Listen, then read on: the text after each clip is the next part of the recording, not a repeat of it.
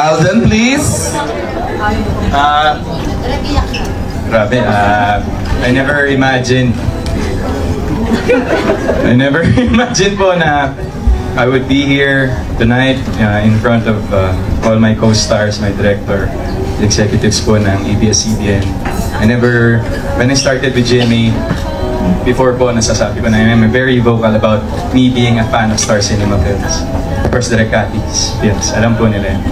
And sabi ko kung sakali man pong pala rin ako na makapasok sa industry, I would really love to do a project with Star Cinema and Direk Cathy.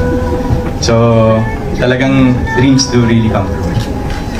Yun po yung, if you're with the right people, you're with the right attitude, and you're with the right ways yung paniniwala mo sa buhay, you will get to where you want to be. And nagpapasalamat po ako siyempre to Miss Gigi who was with me all throughout the journey.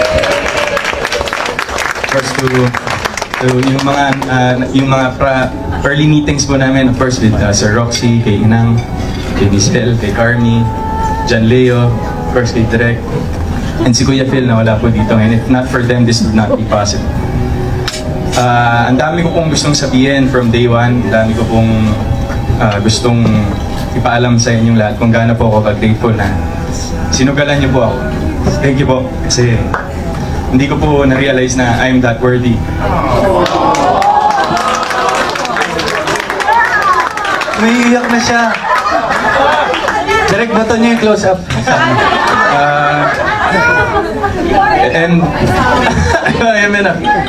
but this whole journey, this whole my character as Ethan, I would like to really give it to Direk Cathy. Hinawakan niya po yung kamay ko throughout the journey, and I just surrendered to her.